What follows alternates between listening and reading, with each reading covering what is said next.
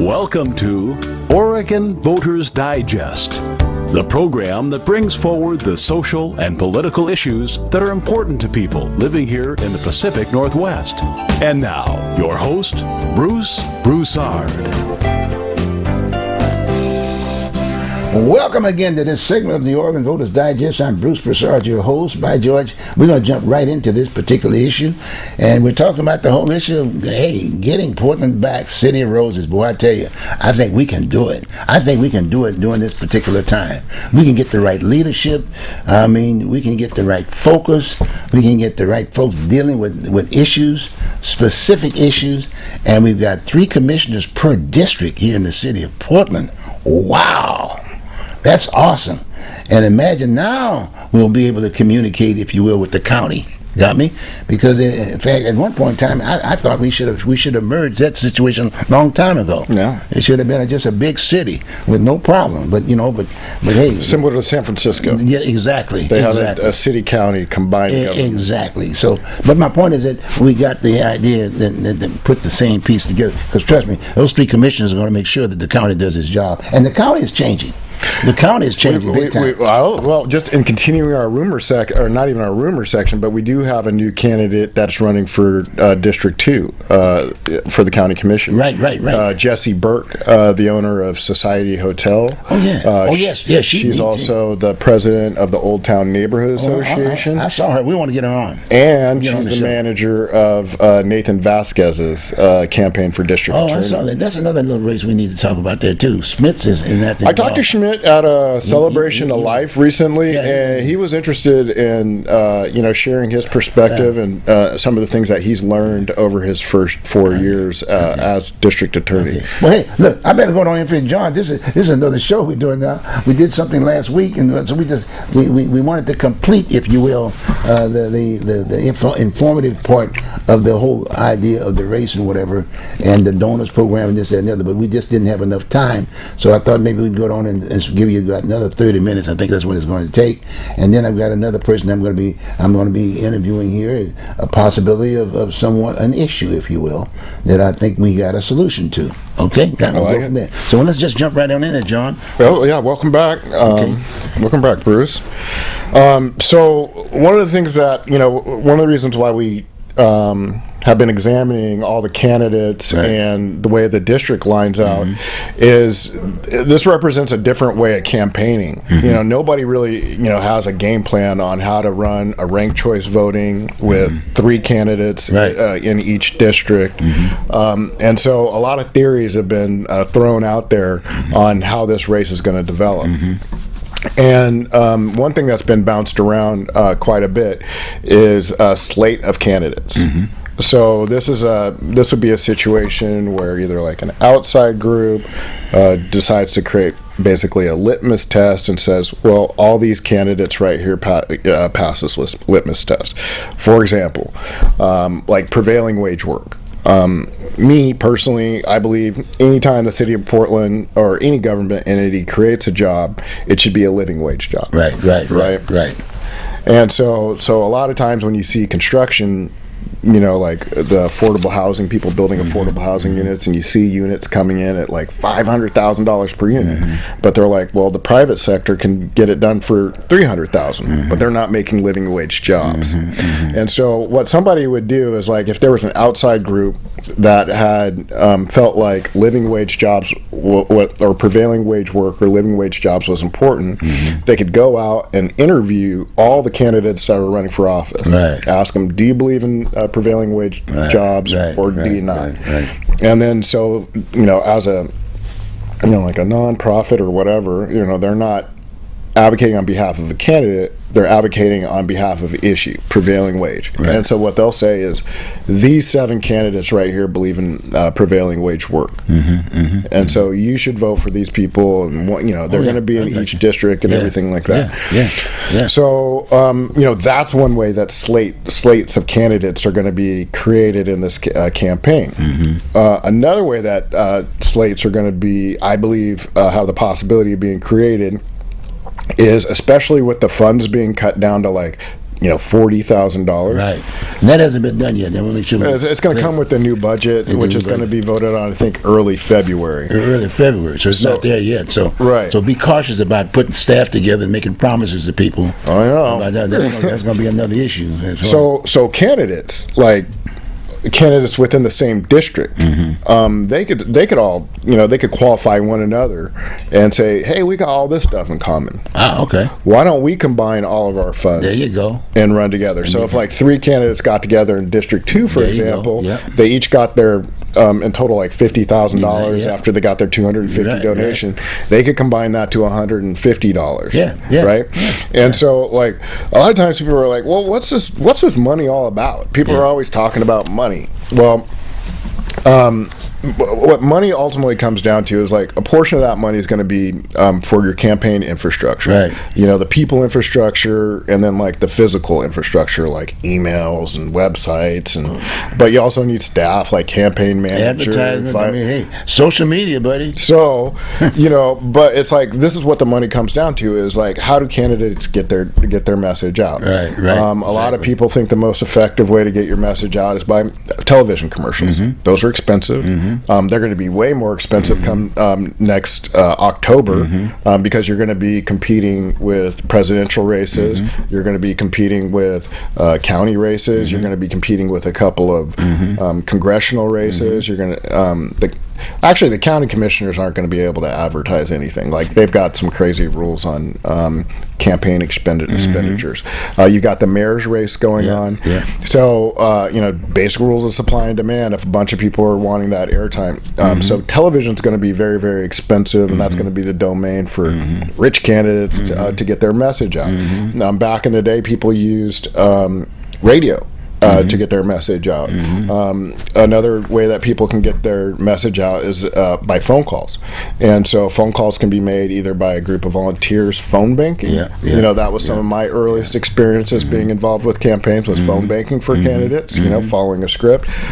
Other people do robocalls where the candidate records a message and you get a list of phone numbers and you do it like another way to communicate with voters is knocking on doors. But if you're going to knock on somebody's door, you have to leave them something, a flyer.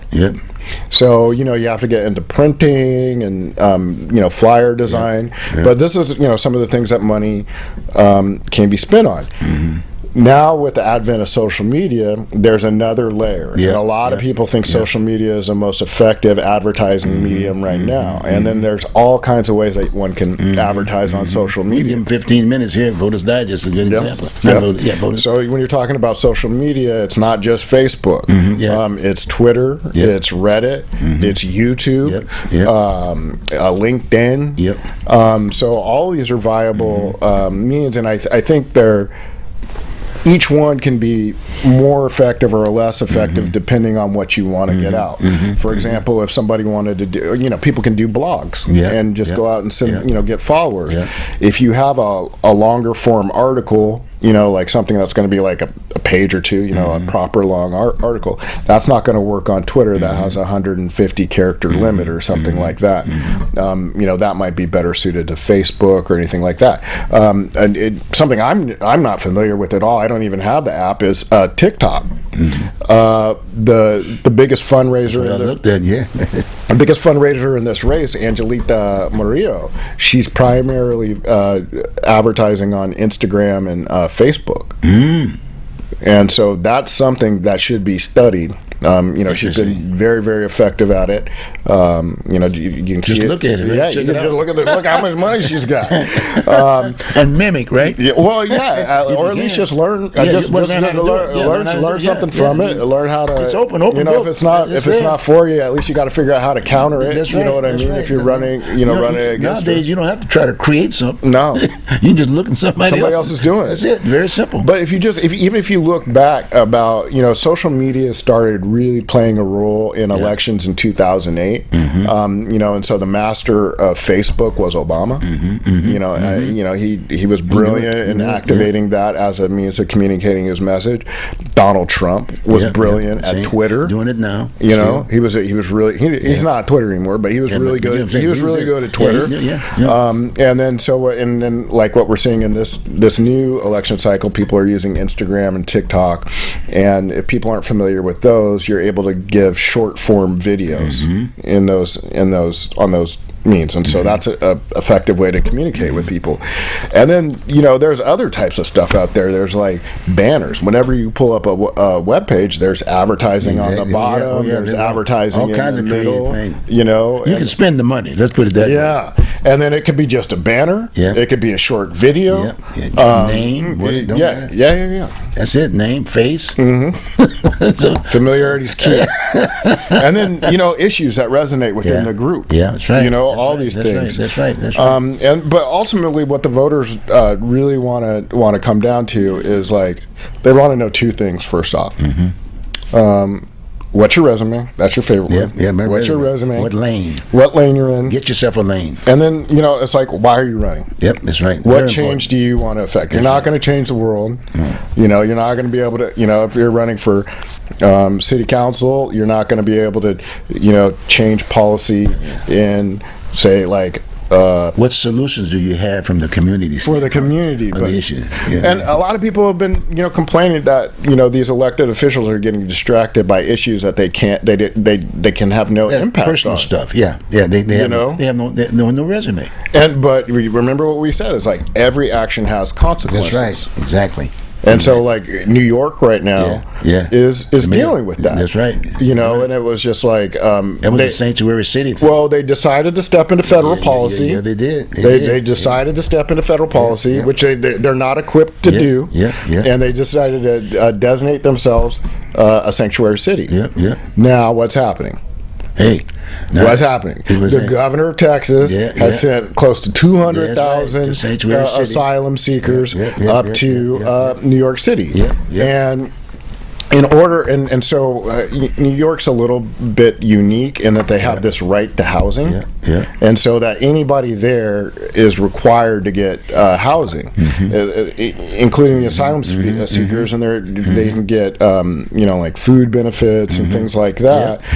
But it's putting a big strain on their budget. Big time. Now, New York City is facing 25% cuts to their police budget, to their fire budget, to all these things that actually matter to the people. And, some people will say, well, it's like, you're virtue signaling by saying we're a sanctuary city. You don't have any business over there, but they're bearing the consequences of it. Well, Texas has sanctuary cities. That's one of the major problems that they had. But there, it's like the government's bearing the consequences of it, but also small businesses. Big time. The disabled people that can't get on the sidewalk, they're bearing the consequence of it. Off business itself. Businesses and the people are bearing the consequence of it. It's a lot of stuff. And I want to remind the folks that are here running for office, we have a sanctuary city. So I don't know the impact yet, but my point is that deal with the issues. My point isn't so much whether or not it's right or wrong to be a sanctuary city, but just realize when you're stepping into that world where you have no power, you have no impact over foreign policy. That's right. But there's consequences to it. There's consequences to it. That's consequences. You know what I'm saying? And it's like you're not, and so you see what's going on in New York. They're bearing the consequences of being deemed a sanctuary city. Portland is bearing the consequences of basically being like a homeless sanctuary city. The homeless, yes, but no one says that. No one talks about it. But that's an issue that should be on the table. Well, I mean, at the end of the day, and then the homeless problem is a national problem. Yes, it is a national problem. And as a city, we're not equipped to tackle any national problem, nor are we equipped to tackle any international problem. So we need to focus on issues that are affecting, Portland. That's right. And its residents. And so when you look at the homeless situation, I don't know if you're familiar with like emergency medical crises. But when an emergency medical crisis comes, a team comes up and sets up a triage unit. And so like in an emergency, what makes it an emergency is not everybody can get saved. Not everybody can get saved. So what we do is we put people at the top of the pyramid who have a very high chance of getting saved, but will take very little effort. And then we put at the bottom the people that have very low chance of getting saved, and it would take a huge amount of effort. And so when you triage, you concentrate your resources on the people that have the highest chance of being saved.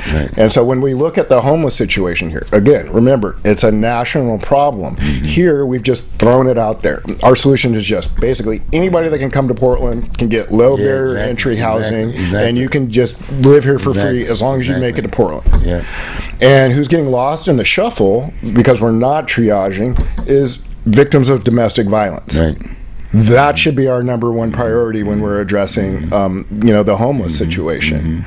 Our second priority when it comes to addressing the homeless problem is people who have lost their jobs. So when we're triaging these problems, that's where we need to concentrate. Just because some guy can come from Florida and wants to be addicted to fentanyl and live in a tent, they don't want to live in a shelter, but they want to live in a tent. That's kind of murking up the situation and not allowing us to take care of the people that if we invested our resources in, we can give them the hand up that they need in order to become a functioning tax-paying member of society. And so,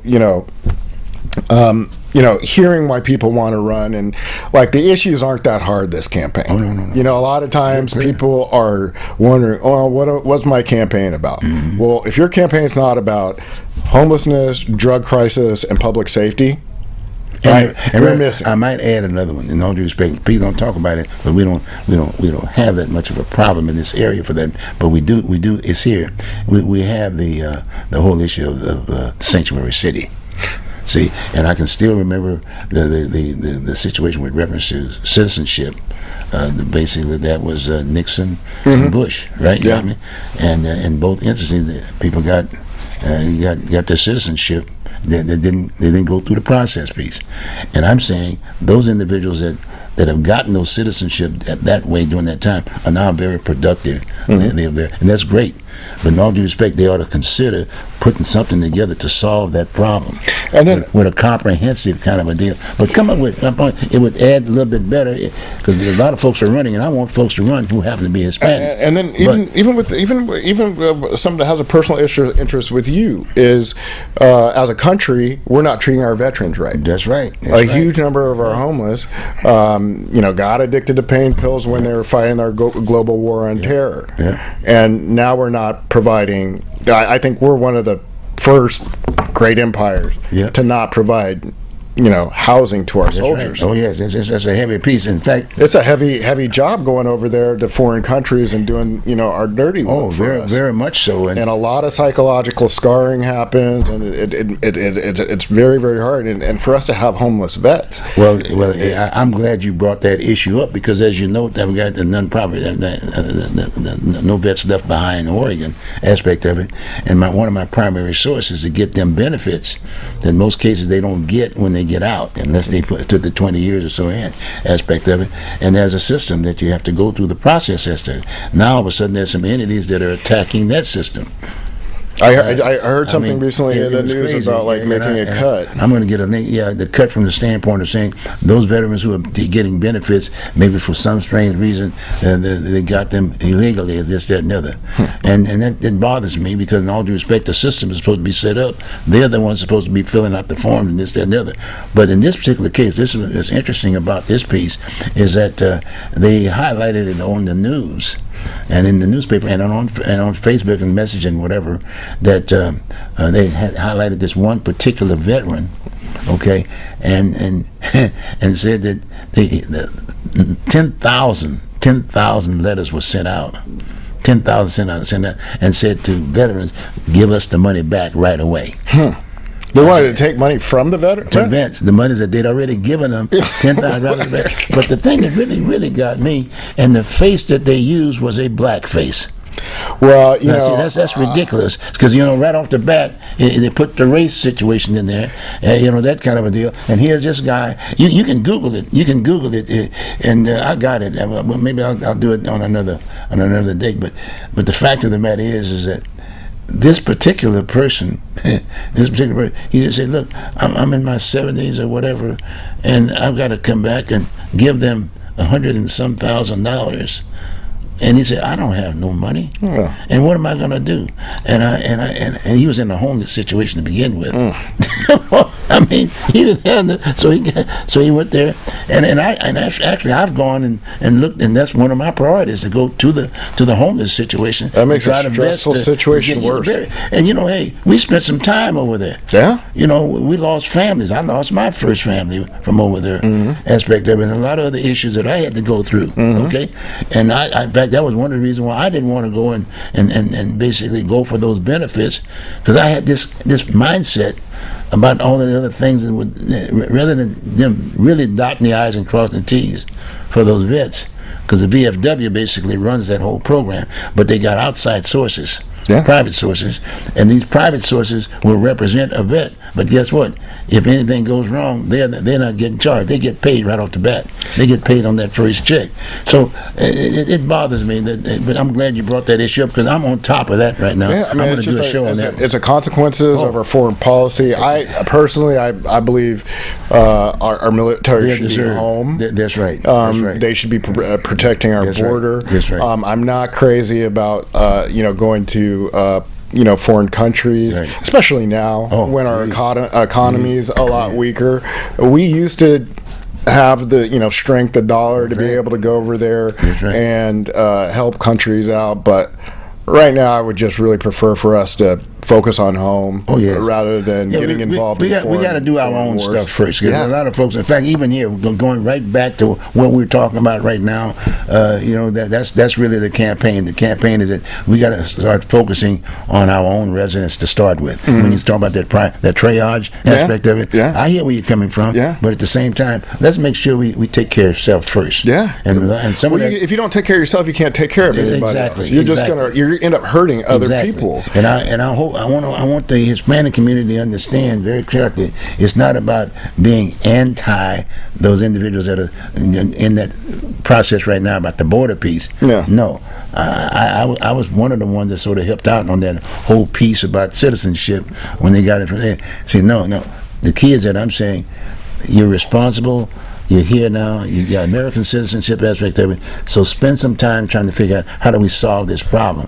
There's this duality in politics, nowadays, where people are just trying to, pigeonhole people into being anti-something or pro-something. Exactly. Sometimes people can just be just for the best thing, and you're not against something. I'm not anti-homeless. I'm not pro-homeless. I just want good things. I'm not anti-gun. I'm not pro-gun. But I just want people to have freedom. I believe in your freedom of choice. I'm going to fight for your freedom of choice. I'm not anti-abortion. I'm not pro-abortion. But they got entities. But I believe that you have the right, well, not you specifically, Bruce, unless something's changed, but you have the right to make that decision for yourself because it's freedom, and you have the ability to make up your own mind. And I don't think that information should be censored so that you can make up your mind. You're an adult. You can look at both sides of an issue. Nobody has to hide anything from you. You can say, hey, that information's wrong. That information's not true. And let's have a discussion. Solve it. But because there's so much extremism in the politics, both on the left and the right, what comes down from that is authoritarianism, where there's no room for nuance, interpretation, or anything like that. And people that find themselves in that, what I call the far right and far left camp, they don't even want to hear, other people's perspective. And it's like we could be looking at a problem. It's like, how are we going to move this table? Well, you might have a different way of deciding to move the table based on your age, your experience, things you've done in your past. I might have a different way of, and I was like, well, Bruce's way actually might be better. Might let us move two tables. That's right. But if I can add some of my modern technology or social media marketing or whatever, I think that's how you build beautiful things. I did want to also add, we were talking a little bit about the city council races, and I did want to just bring up that the salary component. Yeah, right. Very important. So the new city councilors do get a pay bump. The new rate's going to be $133,000. $133,000. Yes, as a base salary. Is that for the whole three? So you divide it by three? No, each. Each. Oh, and wow. then the other interesting aspect of it is there you can get a modifier or increased salary for having a second language or being bilingual. What? A second language, you get more than 130. So I think you get extra 15,000 if you can speak a second. I don't know if you get more for more languages. Okay, so if I got three languages, do I get? I think you get more. I don't know if you get a whole another 15, but I think for each language you have. So how's your Swahili? Oh, good. Okay. Swahili. Yeah. Okay. See, you're already telling me. There, baby. I'm not trying to be facetious, but the fact of the matter is, are you going to deny a person saying, well, look, if I can at least talk about certain things, maybe 3 items or something, don't I qualify or what? Well, what's the? I don't know the criteria. I don't know who's going to be making decisions. I don't know what kind of checks and balances are there. There's so much new related to this new form of government. Oh my God, that's a whole different ballgame. Yes. Yeah. So anyway, we'll find out who created to start with. Yes, and we'll interview them. Okay, to find out why. All right, I'll start tracking them down. Sounds good. I appreciate it. I appreciate you. Talk about some more stuff. Give me some more stuff. And you know some of the things that candidates and getting their message out. One of the stories I heard from maybe 1 or 2 election cycles is one of the ways you can get your message out is by knocking on doors. Okay. Watch yourself, though. But that has extra risk as a black person. Yep, that's right. Very much so. Because a lot of neighborhoods you show up and you start knocking on doors. Oh, Hispanic, wasn't that? People don't, or Hispanic or just any face that looks different from the neighborhood. I'm telling you, you got senior citizens now. I think, what was it, Janelle Bynum? Yeah, Janelle, yeah. She got the cops called on her? Yep. Didn't she? Yep, she did. She was knocking on doors and got the cops called on her? She did. Yes, she did. Yeah. And so there you have the police, being weaponized to stop democracy. Well, I think nowadays she won't be able to do that anymore.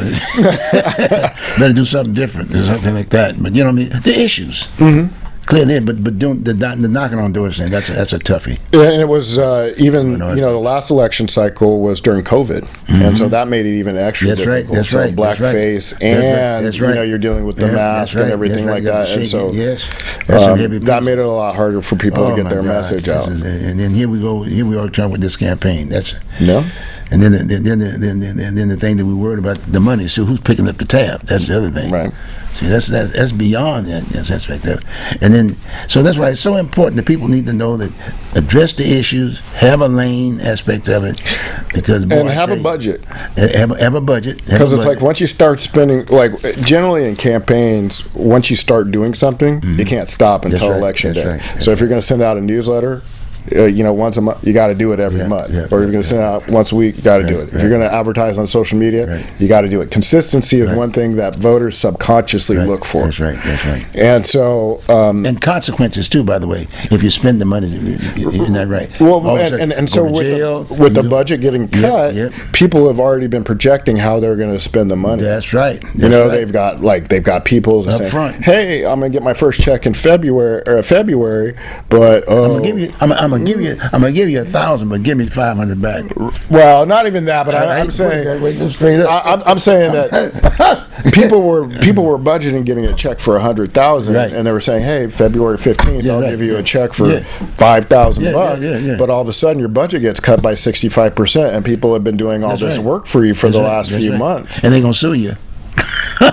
They'll sue you. Yeah. They'll get your money. They want their money. Yeah. What's your promise? I signed the contract. That's what you promised. That's right. I want my money. Yeah. So anyway, watch yourself. Yes. I would suggest just leave the money in the bank until this stuff is over with, until that last day. Yeah. To that day, that final date aspect of it, and then just get the numbers, go get the numbers and the addresses and whatever, and you can put the money in a private account or something, just an account, and then when you switch it over, you've got your forms filled out and all that other good stuff, and then you're fine. Yeah. But if you send that stuff in before then, you can forget it. Yeah. You're going to have problems. Absolutely. And then you have a problem with the other candidates that are running in the area. Because they're watching. Because they're watching big time. They're watching. Everybody, especially those who don't have any money. Yeah. So anyway, we just got to be realistic about it. Okay, well, thanks again. This be good. Yes. All right. So hey, look. Now, hopefully, this is giving you as much information as we can at this point in time, but with the understanding that you can always call the city up and do something similar that we did. You know, we're just making sure that we're putting it out there to try to educate you, and we're encouraging you. If you got some solutions to our problems, guess what? Run for office.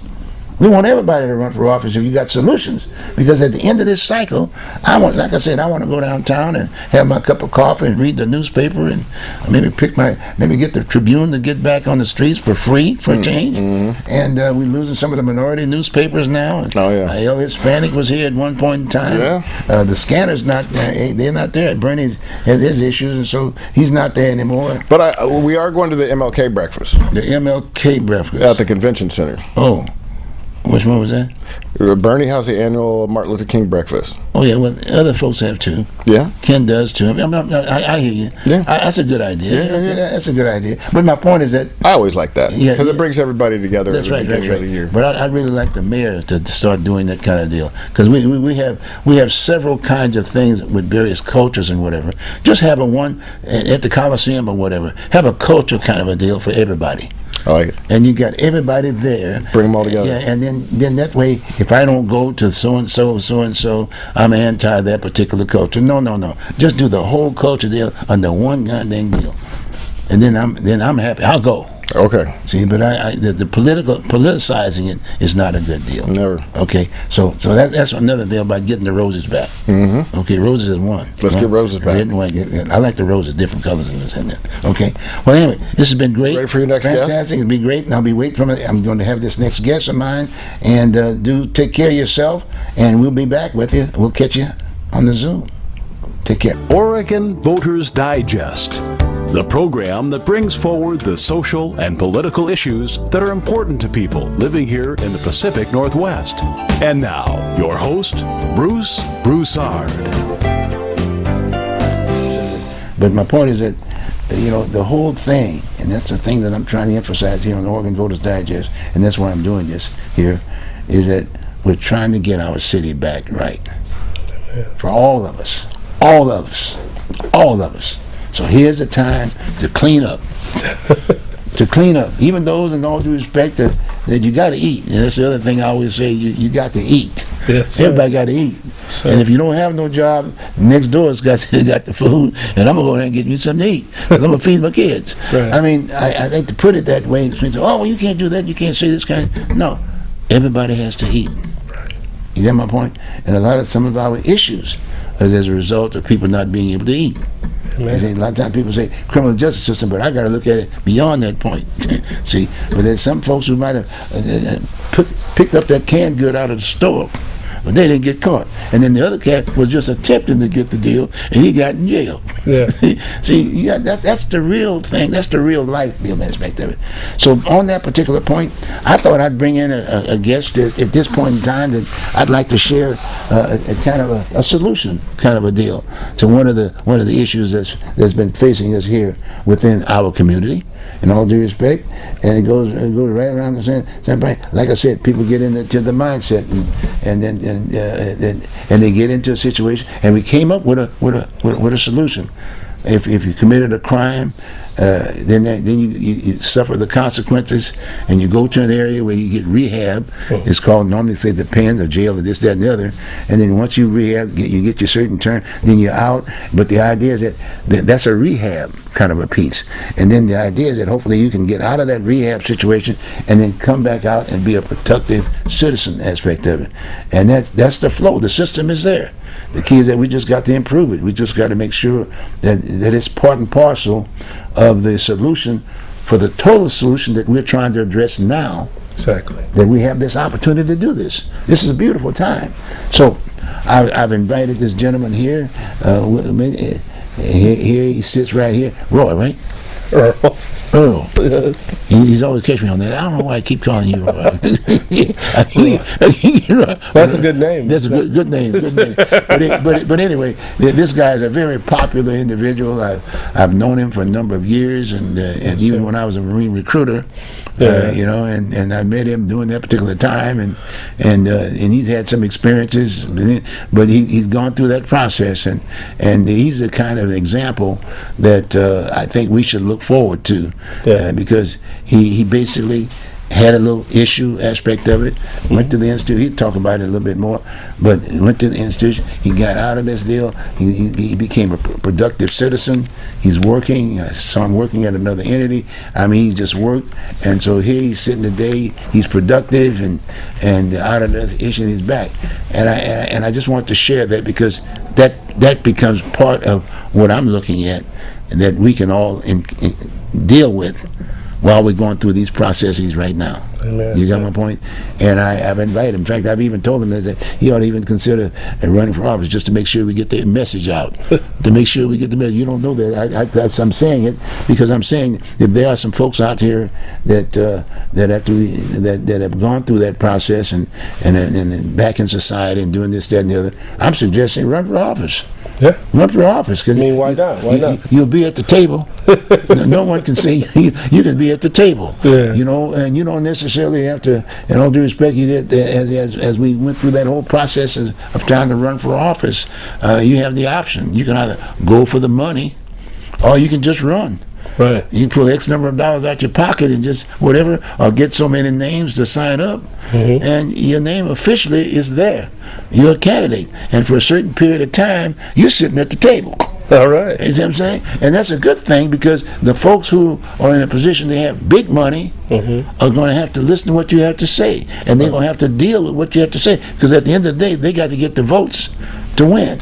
Right. And then when they win, and if they don't recognize that issue while they're sitting in that seat, then they got problems. Exactly. See, yes. And so I'm just saying that I'm just throwing that out there to say that I've got Roy here, and so we're gonna talk a little bit about it with him and get a better feel of who he was and feel why was he so successful and some of the things he's doing here today currently. Okay, well. Welcome. Thank you for welcoming me in. Good job. We're going to take a few minutes here, talk a little bit about you, aspect of it. So tell me, if you want to, you can just share. How did we get from? Let's go back when I met you, so to speak, and just go from there. Keep talking to me. When you met me, I believe I was married at the time, and I was really young and ambitious, and I've already gotten out of that life. I see. I was already rehabilitated. I was in college, getting out of college. Wow. Which I'm going back to school now. Back to school. Good. Yeah. Good. And I had survived that whole. You talking about rehabilitation? Right. I've been to jail. Went to jail. Was involved in gangs. Okay. And did, like you said, did my time. Right. I mean, never got really convicted or anything, but then went to jail. Learned my lesson. Luckily, you didn't get shot. Yeah, exactly. Learned my lesson and say, you know what? This isn't for me. You know what I mean? I see a lot of brothers going down that path, and they, like you said, they kind of get stuck. They get stuck in that system, if you will, and it's really hard to get out of that system. Yes. And so the support that helped me was the fact that yes, I had a family, but before, when I made the choice to walk away from that lifestyle, it was God, if you will, that kind of gave me hope. Because I was in a place where I didn't have anybody, and I was kind of giving up on everything. I'm like, oh man, nobody's here. My mom had left me. I was pretty much on my own, if you will, in a city like Portland. Yes. And usually, and I'm coming from Chicago, that's a different life there. So I didn't understand nothing about this system, and they pretty much tried to throw the book at me, So I just kind of cried out, and then all of a sudden I started getting help and receiving help, and then I meeting wonderful people in my life, like the church, and then later on I met you, and people have always opened those doors for me so that I can be able to step through, but it was just always that motivation. I had people that was promoting me to do things, and I listened. Like most people don't listen. Yeah. And I took the opportunity for myself to say, you know what, I don't want that lifestyle. I'm gonna listen. And when I started listening, and listening to that still small voice, if you will. I got you. Which you were one of them, right? Oh yes. And so I just kept going, and like right now, like you talking about with running for office. Right now, I'm in school, started a nonprofit. Working with you, no veterans left behind, things like that. So I mean, I'm just really invested in trying to give back and help the people. You know, that's where I'm at right now. Well, you know, it's good. You made all the points that you had to, because even when you went to the institution and spent some time in jail, see, that's a controlled environment. Yeah, it is. You see, and the system was built in such that it controlled you. You couldn't say no to something when you're there. See? Right. And a lot of times, they tell you everything but to do. they changed the system to a bit where you basically they say you have the choice.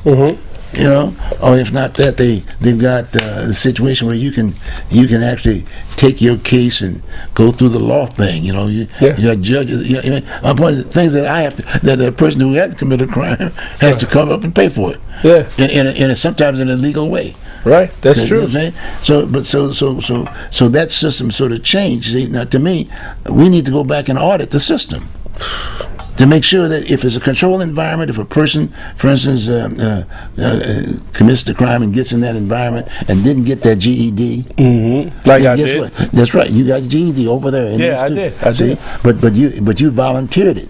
Yes. When they asked you, yes, I want. I was all over it because I was interested in educating myself and and motivate and do something, elevate it. Right. But then the other people who didn't get that push, if you will, that you hadn't gotten that push, they just say, "Oh, I don't want to do this stuff. I'm gonna sit down here and lift some weights or some stuff." Or some, talk to my lady. Play some down. Talk to my lady. Yeah. Well, cool. But that was his track. Right. But if it was a controlled environment, you said, no, it's not about a volunteer. No. You will get your GED. Right. You got me? And you will go to classes. Right. You got me? And in that environment, when they lay it out to you, when you put those fatigues on or whatever, and when you go to the pen and they say, this is your room and this, that, and the other, you change right away. Yeah. You do as you're told, because when you go into that cell with another inmate, you got to be straight. You can't just be no. Yeah. You got to do certain things. Yeah, because they're watching you. They're watching you every day. Yeah, they are. You know what I'm saying?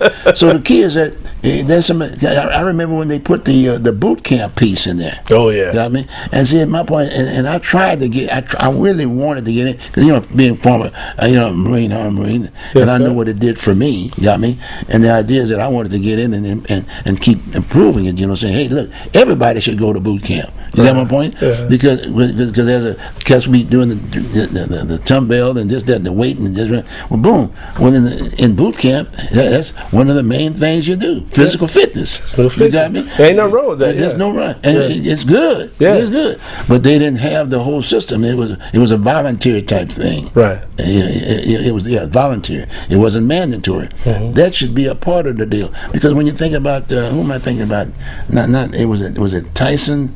It was Tyson or whatever. Some of the kids that went to the institution and then became heavyweight champion. Who was the cat that fought Tyson? You know what I'm talking about? What, that recently or no, a while back? He fought Tyson. He was a boxer. He was a world champion for a minute. Holyfield? Holyfield. Well, one of them. But a lot of guys do. Okay. See my point? And so that to me is just an example. Okay. Of rather than just picking up the weights. You got me? You can box, you can run. A lot of these guys are athletes. Yeah. A lot of times, basketball and all this, that, and the other, they didn't finish school and this, that, and the other, but you can't beat them. Those cats can play some ball. Yeah, you got my point? Yeah. And that's and so I'm just saying we should make sure that we redot those I's. You saying we should institute something where it's mandatory for them to get some or education while they're in there. Exactly, because what they normally do, because just like in boot camp, when I went to boot camp, in boot camp, they check you out, they vet you out. Right. What are your pros? What are your cons? Who are you? Yeah. And so, okay, fine. You put things in perspective and give you a lane. Exactly. And give you a lane. Yeah. Okay. You got me? so, and that was kind of neat. Just on a little side note, when I went to boot camp, where I came from, back in my background, I had college and this, that, and the other, but I had ROTC background in high school. Right. I was the first ROTC in Texas, up in Houston, Texas. We had the first one. And I started out as a private, then by my right and my left or whatever. But at the end of the day, after 2 years and graduating, I was commander of the whole goddamn unit. I was the dog. You paved the way for me because I was actually in ROTC in high school. You ROTC? So my point is that, I learned how to shoot. You got my point? I was an expert rifleman, all that good stuff, and did all that stuff. So consequently, when I went down there to boot camp, and when the platoon sergeant laid out at me, the DI laid out to me, I knew it. He said, "You," and I was the only brother. Yeah. I was the only brother there. I became the guide on. I was the lead guide. Nice. I was the dude. But it was good. So it was good training, and so my point, it just reinforced the assets that I had, because in most cases I didn't come from my parents weren't wealthy. You got my point, but they basically laid out my career for me. Yeah. And even when I was in ROTC, I had a scholarship and this, that, and the other, but still I couldn't relate the studies to a career. Right. Because my parents weren't doctors, they weren't lawyers, and this, that, and the other. So consequently, I had a scholarship and went to local college to start with at Texas Southern University. Well, I was making A's, on math and this, that, and this. But I was a pool shark, good time. But I was a good student. So then all of a sudden, one day I just jumped up and said, I'm going to be like John Glenn. Okay. I went down to California and I found out my A's were C's. Oh. Because that was the relationship. You got, see, to me, education is about relating what you learn to a career. Right. That's why you're going through community college is a good idea. See what I'm saying? Right. To a certain degree. But they should relate a career. The veterans, just like they did in the military, just go through that same process. Right. And make sure they can identify just what your strong point and relate what your strong point is to a career. And that's why I'm staying in my lane. It's criminal justice. Criminal justice, which is good. Yeah. See? And I mean, the idea is to create those situations where we're talking about where things are mandatory. Right. Where these young men, and they go in and get in the system, they can get out and become successful by providing them or for trades. Something they can do when they get out. Keep them focused. Keep them on the right line. Just like you're doing right now, as far as I'm concerned, in terms of you going to school, you mentioned about the criminal justice system aspect of it. I mean, I can see you putting together a security business with no problem, because that's one of the things we chatted about it a bit. That's right. Because you got that background. But better than that, I'd even say to the department, like the police department, some way, shape, form, just look at it and see whether or not, give you an opportunity to check that career out. Ain't nothing wrong with that. Nothing wrong with that at all. And you'd be good, because you know most, a lot of the cats, you know what I'm saying? Yes, sir. But my point is that the reason why you would be more effective is because you've had the exposure. Yes. You had the exposure. You know the difference between right and wrong in many ways. I'm saying, and that makes a lot of sense. And I'm sharing that because I'm saying to a certain degree. That's why I made that point about you should be a candidate. Yeah. Because you've got a lane, and you're studying for that lane, and you've gone through, and you've got the actual experience aspect of it. Yes, sir. And you'd be an awesome cop. Trust me. And I mean, to speak even more so on the lane. I was on the gang task force. Oh, were you? Yeah, because I was the actual gang leader here in Portland. Okay, and so I walked away from that lifestyle. Yes. That was at age 19. Wow, yeah. And so that's why I ended up going to jail. Well, that's why I liked you then. Yeah. I jumped on you right quick. I said, no, you going next week. Yeah, I was trying to. We needed another good, solid Marine like you. You'd been an excellent dude. I bet, yeah. Well, a lot of people in my family were Marines too. Okay, so, yeah. Oh no, you definitely got the discipline, but. Well, if I had been there initially, you wouldn't have that problem. Yeah, no doubt. No problem. But like I said, we didn't. But we're here today. Yes, sir. We're here today and taking a different route. Solid route. That's right. Solid route. We're gonna help some. We're gonna help some other folks out there. That's see? right. And in all due respect, the issue of color is an issue here, as far as one of the issues that we've been dealing with here in the Portland metro area, the state of Oregon. Race is an issue aspect there, but we can solve that problem too. See, that's right. Because here you're a good example of that, getting into a situation where you solve the problem.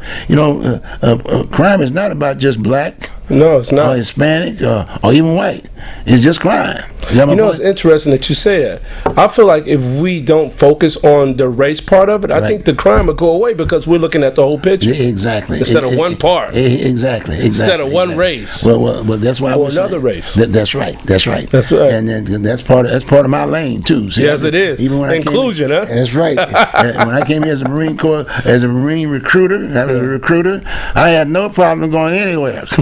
Anywhere, got me? And I recruited whites. I recruited, I recruited folks that were residents, that were citizens, you know what I'm saying? Yeah. And I felt good about it. Right. I was recruited a year here for a while, that kind of stuff. And I'm pretty sure that you saved a lot of people's lives. And I did that, the same thing in Nam. I did that in Nam too, with the same deal. So I mean, that's a lane. That's part of my lane. Yes, sir. And I'm very proud of the fact that I had that, and the Marine Corps was there to hit me with mine. Thank you for serving. Oh, thank you, and thank you for being here sitting with me.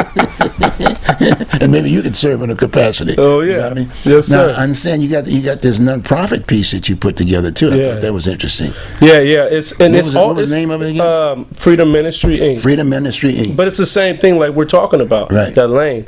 Dealing with the system. Right. Dealing with creating things for people who get out the system. Right. Which could possibly help out with the violence, with the gun violence we got going on. Exactly. The street violence, because most of these brothers that's going in and out of the system. Exactly. Is part of that. Exactly. You know what I mean? Oh, exactly. In and out the system. We got to stop it right there. Exactly. In fact, you mentioned that. When you mentioned that, I think from the race piece, there were two entities that were getting dollars from the city. Oh yeah, you know what I mean? Yeah. But my point is that I see them there. You got my point? Yeah. And I see them not getting enough attention about what they could do for the city. Right. They were just looking at it from the standpoint of just having a black. You see, and those brothers are solid as far as I'm concerned. Yeah, they are. They're solid, and the key. But in all due respect, I've got you here, and at some point in time in the future, I want to go and invite them. You can do that through the ministry, because you guys have different lanes. Definitely different lanes. And I want them all to stay in business. Yes, and we're all working for the same cause. That's right, and I want to bring them on the table. Got me? Yes, sir. And then I got my brother down there from what's the organization that's there that sort of identifies with another. It's an organization there. I know. I've been talking to. What's the cat's name? You know what I'm talking. What is it? Ceasefire Portland. I know I was working with them. Okay, too. yeah, good. I know they're working with. What was that woman's name? But anyway, the bottom line is that. I wanted to share with the viewing public here about the fact that this is a lane that is very, very important. Right. And those folks that are already there, but the fact, man, we've got an election coming on right now. Yes, sir. And I'm reaching out. Mm-hmm. I'm reaching out to get issue solvers. There you go. Issue solvers. Yes, sir. Do they call it whistleblowers? Yeah, here you go, big time. And I want the voters. Yes. I want the voters and the people who are paying for this whole issue and this new form of government to know that we've got folks of color, and just across the board that could be a major solution part to the issues that we're having here, and we have to address that issue. You got my point? That's right. In fact, a lot of folks say, well, why would you be a member of the NRA, the National Rifle Association? I'm a lifetime member. Well, first thing, they taught me how to respect the weapon when I was in the Marine Corps. Right. I want to be a lifetime member so I could write letters down there and tell these folks to get out here and put together a program to try to educate these folks. You got Boy Scouts and but you got the Explorer Scouts and this, that, and the other. But the fact of the matter is that ROTC, I can remember as a recruiter, I tried to get ROTC at Jefferson High School. Oh, wow. What happened? Well, guess what? There were some folks that were sitting on the school board that didn't want it to happen. I mean, it definitely would change the outlook. It would have changed the outlook of the thing. I worked with a guy named Frank Womack. He was with the Chamber of Commerce, and he was a former Marine, actually. But the fact of the matter is, I tried to get ROTC in the schools, but they just didn't buy it. But it would really been an asset. It's great. I mean, I did it when I was in high school. It's great discipline. I mean, if you are focused and you really want to do it, but it'll take you a long way. It's some of those things that we're not, and we're having some major problems right now because a lot lot of kids don't have families. That's right. They don't have families. And I believe that's what these having programs like these takes away from kids and young men that don't have fathers. Exactly. From running to them gangs, because that's what the gangs are there for. Exactly. A sense of family, right? But it's a false sense of family. Yep. So we want to take away from it. But it's still a family. It's still a family. It's a lane. You're right. It's a lane. It's a lane. See, Yeah. so I respect that. Right. See, because we all have to eat. That's right. Because see, as you grow older, you're gonna have a family. Yeah. You may not be married to, but you're gonna identify with those kids. Exactly. To carry your name. Yeah. And then so those kids You have have to to eat. create a legacy for them, right? Yeah. And some food. Yeah. 'Cause they gotta eat. Yes, sir. Because the old lady gonna say, "Where's my money?" Right? Yeah. And you got to feed them kids because you had them and I had them. Right. And so it might not have been as organized as, if you will, as normally people would see the people together and this, that, and the other. But it's still a family. Yes, man. You got my point? Yes. And so we can solve that problem. That's right. Don't just give them a welfare check. Yeah. Give them a solution. That doesn't help the situation, not at all. Don't put a Band-Aid on it. Don't put a Band-Aid because they sell that Band-Aid. Yeah. See, and then You give it to them, they're going to give it to the next. That's right. See, that's not right. See, so the kids that I'm concerned about all of those things. And at my point in life, I just want to share, and get young cats like yourself who are trying to get it. Open the door for them a little bit. Yes, if I sir. can help them get there and be successful, then you can start later on do the same thing that I'm doing. Each one, teach one. Yeah, that's right. I like that. See, Simplify, right? Simplify. Oh, gee, I better sign him up now. I'm gonna change. I think I might run for Congress or something. Yeah, so look I can at that. change the laws. Yeah, man. And see, if you're over 65, you'll get drafted. Because people won't be fighting that age. But the fact of the matter is that it just keep the option open. Yeah. Mine is a great thing, man. And when people got experiences, we don't want to waste those experiences. Yeah. We need everybody on the table now to get us back to square one. It's going to take a village, like we said before. It's going to take a village. It's going to take a village. Work together. Everybody. Yes, sir. Everybody, and I'm throwing that out to everybody. And if you're here, that's the new thing is illegal. You got a problem if you're on the legal. If you're not an American citizen, that thing is that you take care of yourself first. Right. But the fact that this is the whole village. Yes, sir. And you're here. That's right. So you got to. We all play our part. You got to play your part. Stay in our lane. And I'm challenging those individuals that I fought for when the Nixon was there and Bush was there, getting in their citizenship without going through the process. Right. I was helping it. But I'm saying those same individuals now who are American citizens, they got given their citizenship piece for wherever it was passed by the majority. You got my point? Then I'm saying, look, it's your job. I want you, if you're running, to make sure you have that on your platform from the standpoint of what can we do to resolve this issue of the illegality aspect of it. Amen. On this whole issue with the sanctuary city piece. Oh, we're looking at New York, and then because this brother has a black face, and he's trying to figure out how to keep his city going. And then all of a sudden he's kind of like making blacks against Hispanics against black, black, and that's not good. Yeah. No. That's a political piece.